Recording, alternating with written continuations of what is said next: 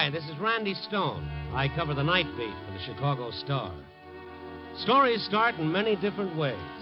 This one began with a girl fighting for her life in the rapids of a rushing stream and ended in the quiet depths of a poisoned cup.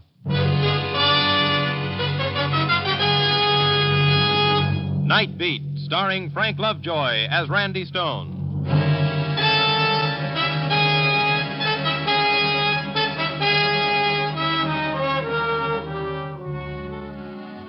A guy in my business has to take his vacation whenever he can get it.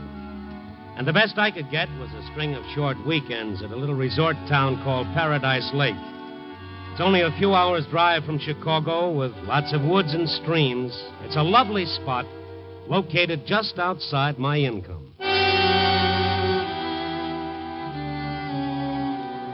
It was after one of these weekend, if you'll pardon the expression, vacations, that I was heading for Chicago in time to get back on the job that night. I checked out of my rented cabin and had just crossed the bridge over Rocky Creek when suddenly I saw her. I jammed on the brakes. The girl lay on the edge of the road unconscious, my front wheels almost touching her. Hey, you, what's the matter? I got out of the car and ran over to her. The late afternoon sun gleamed on her wet, disheveled hair, and she was soaking wet. I could see tracks where she'd climbed up from the rapids below to the edge of the road. I chafed her wrists and slapped her hands a little. Hey, wake up. Can you hear me? What happened? Come on, baby. Snap out of it. Oh. That's the girl. Oh. No. You look like you've been half drowned, beautiful. Well, she's still out. Well, better get you into my chariot before you catch pneumonia or some other car finishes you off. Up we go. Funny how silk clings when it's wet.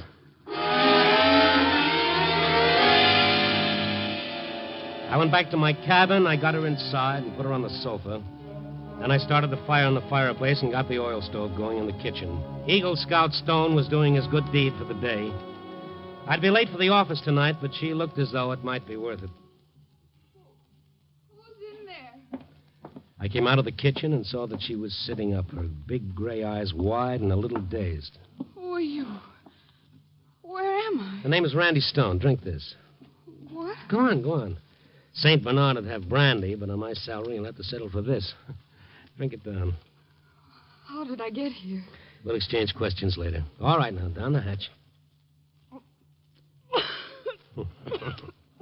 That's the girl. I'm soaked.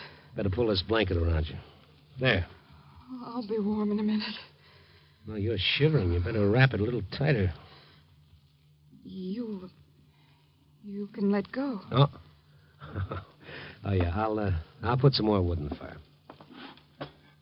What's your name? Pat Torrance.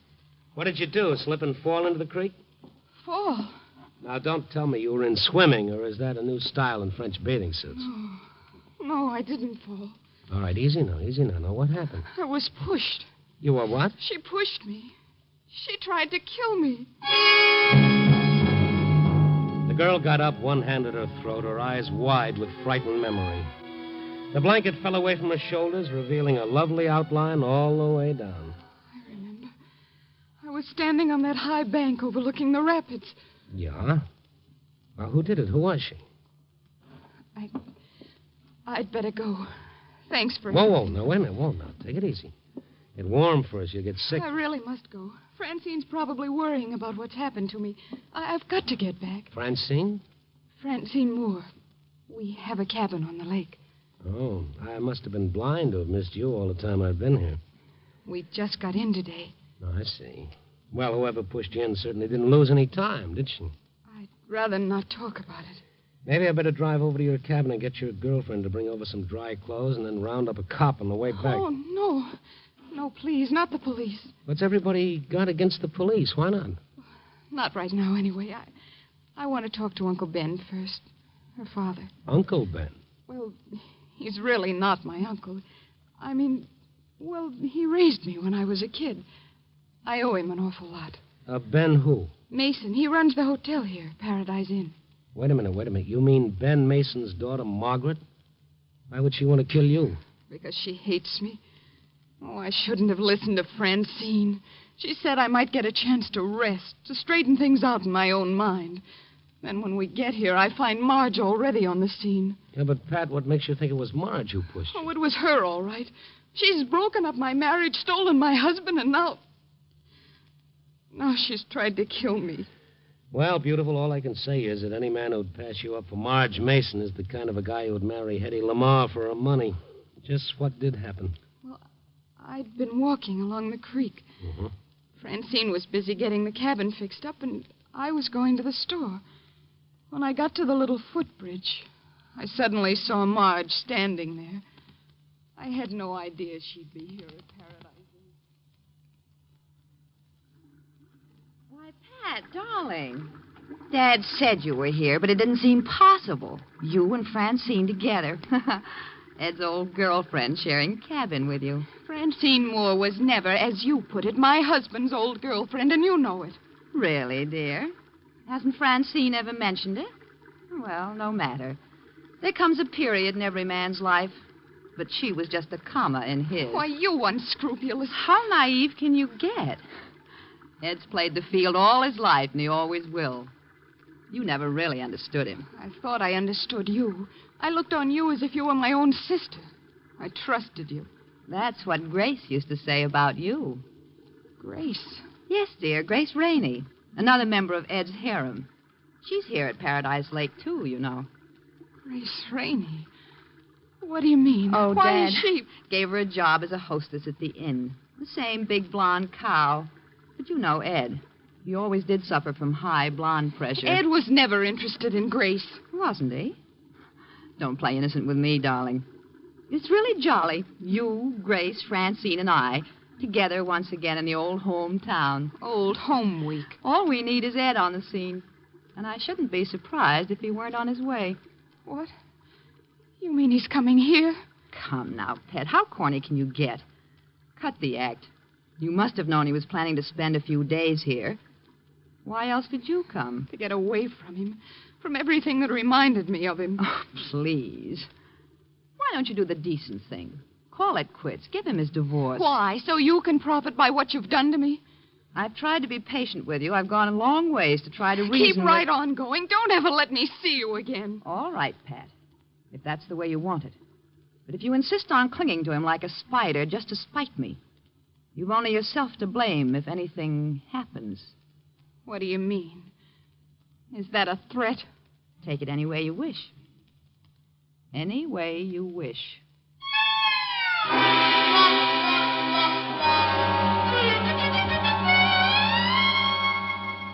And Marge just walked away and left you there? Yes. Then how could she have pushed you? Well, I don't know.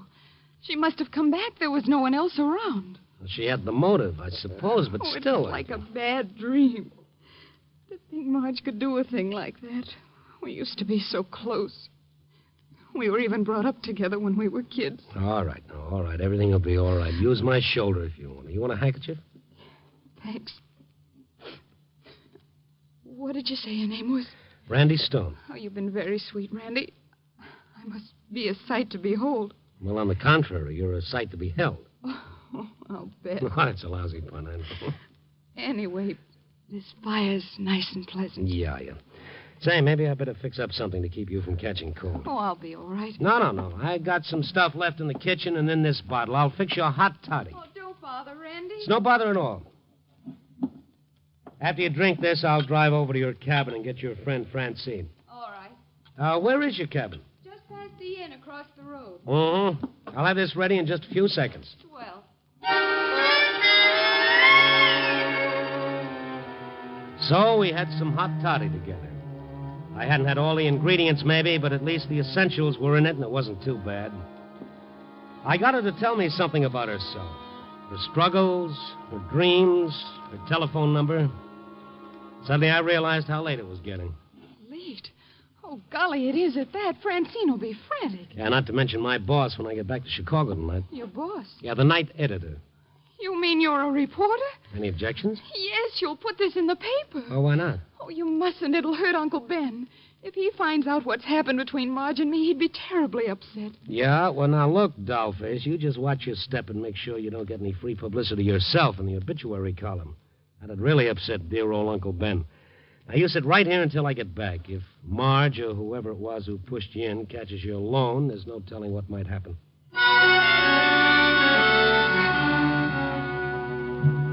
I guess I just never could understand the feminine psychology. Bunch of dames trying to bump each other off over a guy who was never any good to begin with. Give me a nice, clean, masculine murder any time. At least it makes some sense. I drove back toward the inn, following the road along the course of the stream. And then suddenly ahead of me, I saw a couple of flares burning in a car parked across the road with its headlights focusing on the rushing stream below. I pulled up. A big white sheriff's star was painted on the car's side. Some men were working along the edge of the stream, and a small crowd was watching it. I got out, walked down the bank toward the edge of the creek.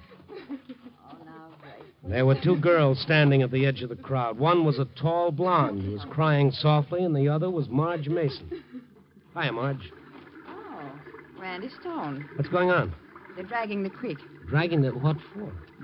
They're trying to recover the body. The body? Whose body? A friend of ours. A girl named Pat Torrance. I see. What happened? Grace says she jumped in. Yes. Yes, I saw her. Oh, you did? When was this? Just a short time ago. I was on my way back to the inn from the store when I heard her cry out. For a moment, I could see her face through the trees as she fell in. It was Pat. Randy, this is Grace Rainey. She acts. Yeah, I noticed. Randy Stone, a reporter from Chicago, Gracie. Oh? A reporter? Couldn't you get help? Wasn't there anyone else around? No. It was so dark. I didn't see anyone. And she couldn't swim. I knew she couldn't swim. She couldn't swim. Grace can't either. I can't act either. What makes you think she jumped? This wasn't the first time she tried to commit suicide. That's right. How do you know that, Marge? Why, her husband told me, Ed. Just a week ago, he tried to persuade her to go to a sanitarium and take treatment. When did he tell you that? Why, just this afternoon. This afternoon? Marge was talking to him on the phone when I ran in and told her what had happened. It was awful. You mean talking to him long distance to Chicago? Why, no, Mr. Stone. Ed Torrance got here this morning. He's right here in Paradise Lake.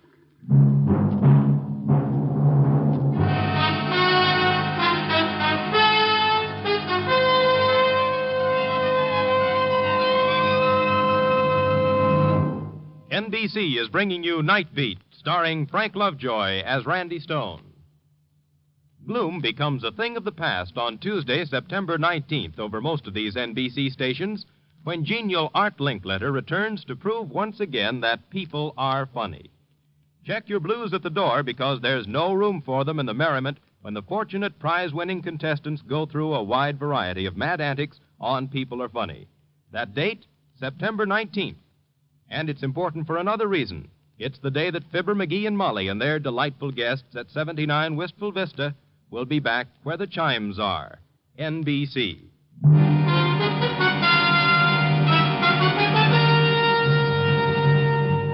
And now back to Night Beat and Randy Stone. Well, the police started dredging the creek at Paradise Lake for the body of Pat Torrance after her friend Grace Rainey said she'd seen her jump in.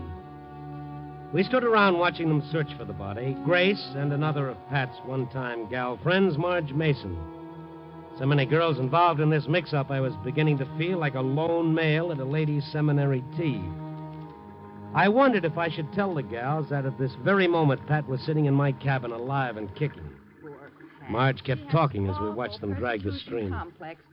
Ed said she even thought drivers were trying to run her down in the streets. Well, why isn't Pat's husband here? Ed knows what's happened, doesn't he? Yes, Marge told him on the phone. I don't know why he isn't. Say, which one of those officers is the sheriff? You'll probably find the sheriff in their car up there, Mr. Stone, with the white star on the door, see? Oh, yes. Thank you, Grace. Promise or no promise, I figured it was time to bring the law in on Pat's story that Marge or someone had tried to murder her. There was a solitary figure sitting in the sheriff's car. A heavy-set old dame built like a battleship and a voice to match. Yeah, what is it? I'm looking for the sheriff. Have you seen... I'm the sheriff. You? Pick up your chin, mister. What do you want? Well, I beg your pardon. Yeah, I know. Well, I'm not the only woman sheriff in the world, Buster. There have been others. You're a stranger here, I take it. Well, yes. My name is Stone from the Chicago Star. Chicago Star, eh? Yeah. By thunder, every time you turn up a wet rock, you find a Chicago Star reporter underneath. I don't understand what you mean. Oh, you don't, eh? Now, look, Bub. I don't know how you got here so quick, or why you think a suicide in this county is important enough for the high and mighty Chicago Star to send a reporter out. Well, it's past... But I don't care, see? And what's more, as far as I'm concerned, you can skedaddle right back to Chicago. Yes, sir. What's that? I'm sorry, I'm just confused. Well, you get no cooperation from my office, do you understand? Well, frankly, no. I haven't forgotten those stories your paper printed about me during my campaign for office. Well... So I was a joke, eh? I didn't have a chance, did I? Well, now, look, I'm sorry, but I personally didn't have a thing to do... Go back and tell those morons who run your paper that Dolly Maynard was elected, in case they haven't found out yet. Well, maybe it's caught up with I'm the their machine politician, and as long as I'm in office, none of their hack reporters will get a single story out of me. Yeah, and well, what's more, you go back.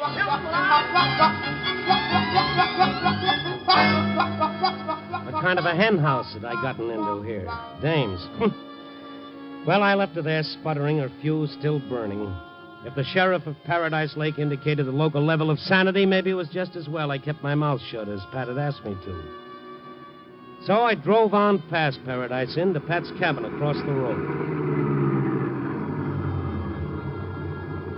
The light inside shone through the drawn blinds. Pat's roommate, Francine, was apparently still there. I got out, walked across the road, and up the short gravel path to the cabin door. I could hear voices as I approached. Oh, how awful. How utterly awful. I know, Francine. It's hard for me to believe myself. It was Pat.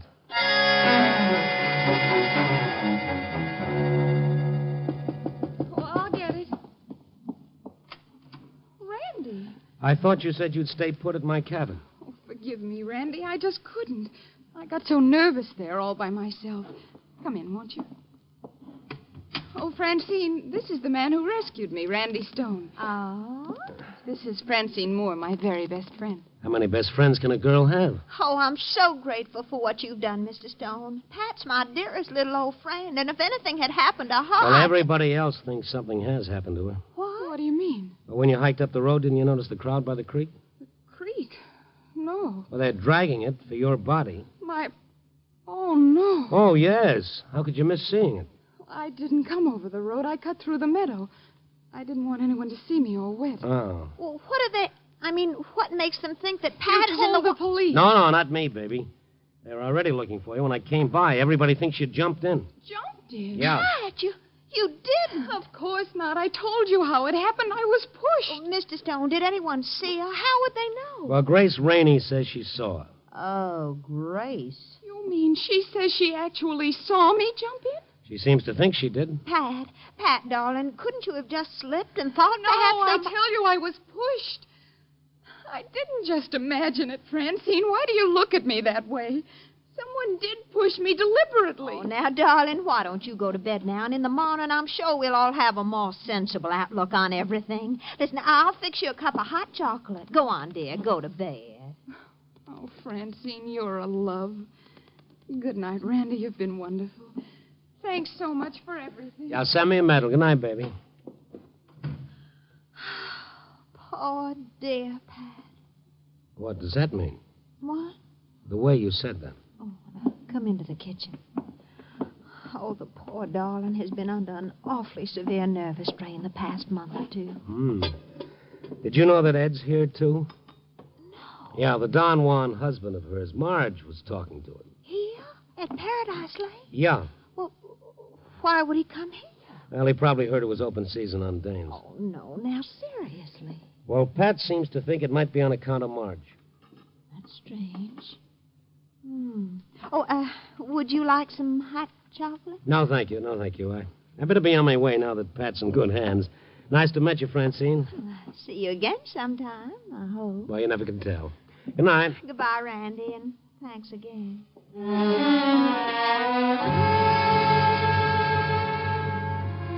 I went back to my car. I got in. I lit a cigarette.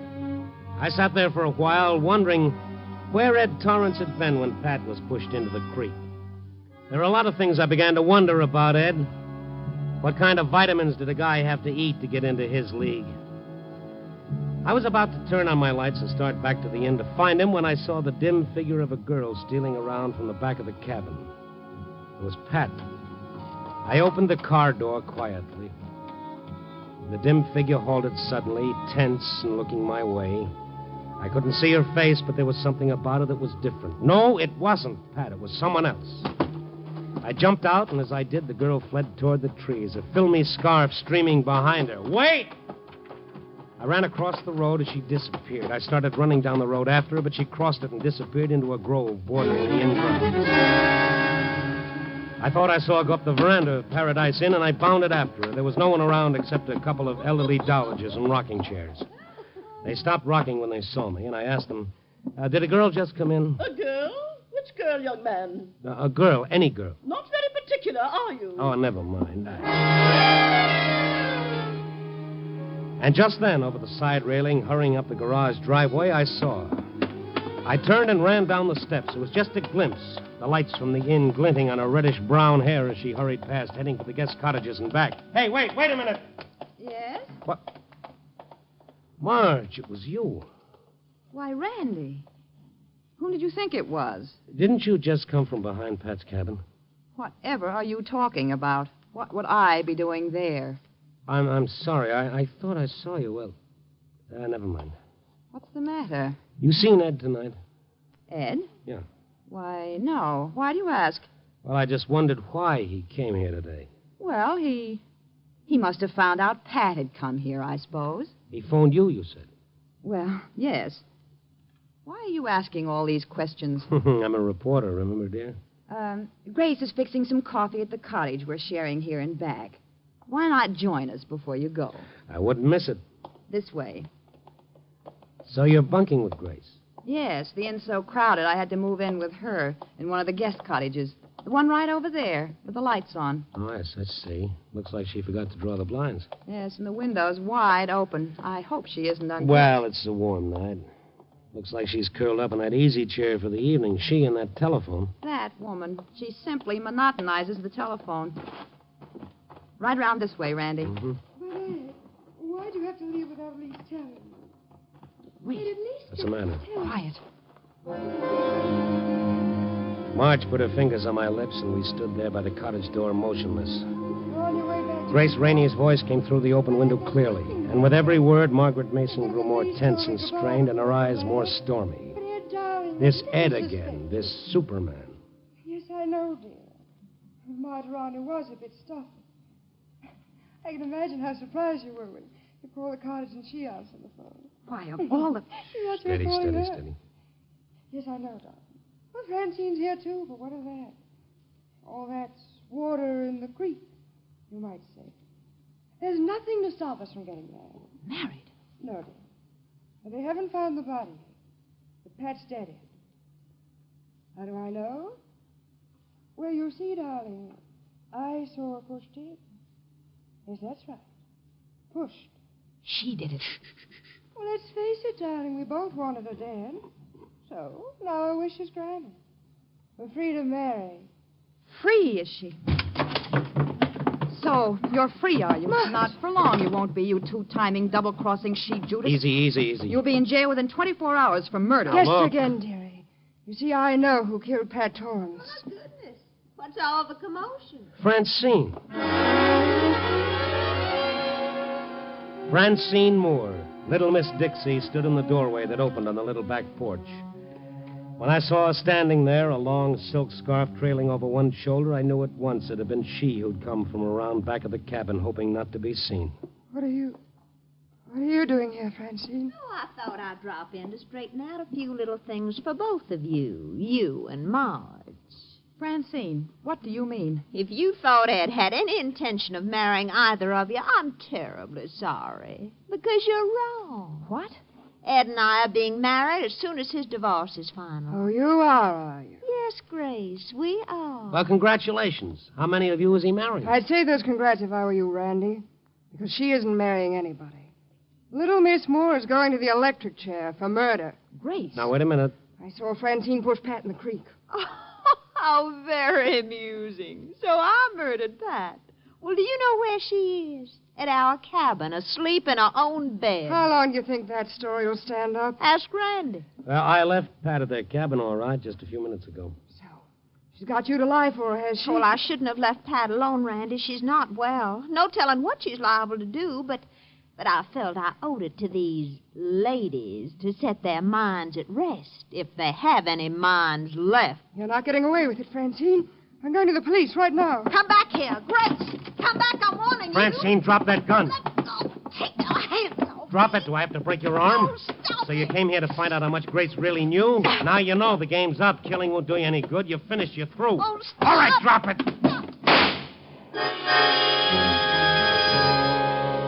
The gun exploded as it hit the floor. Francine's soulful brown eyes widened in an instant of horror, and then suddenly she slumped. And I know that little Francine had caught one of her own bullets.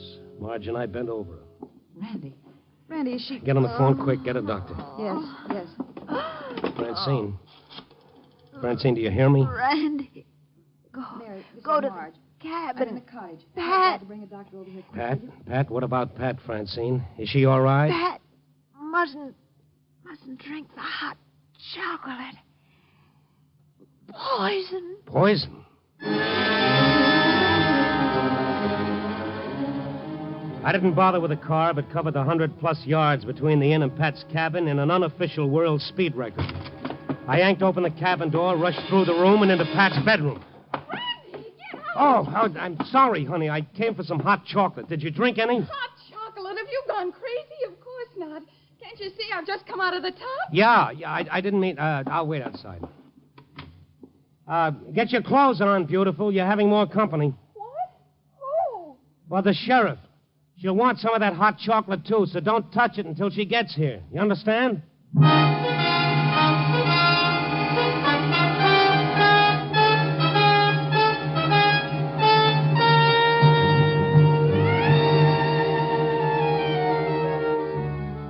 Well, it's 4 a.m. in Chicago again, and tonight's story is full of women as a sultan's harem. As the French say, cherchez les dames. And on this trip, I found plenty of them, with a moral to go with each one.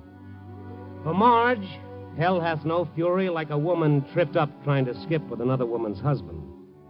And for Gracie, gentlemen prefer blondes, on the theory, no doubt, that where there's light, there must be heat.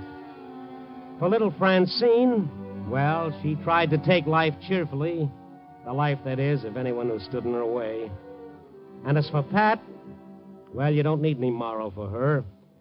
A girl with a map like she has can usually find somebody to read it. Yep. Copy, boy.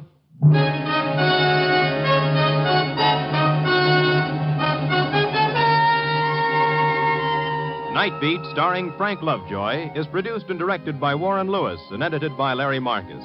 Tonight's story was written by Irvin Ashkenazi with music by Frank Worth.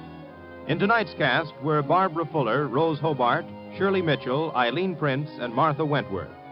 Frank Lovejoy will next be seen in Milton Sperling's production 3 Secrets, released by Warner Brothers.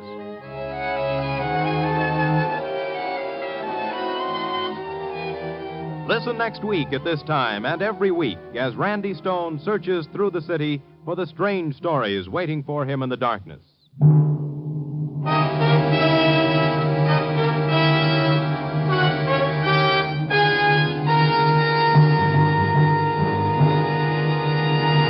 Night Beat came to you from Hollywood.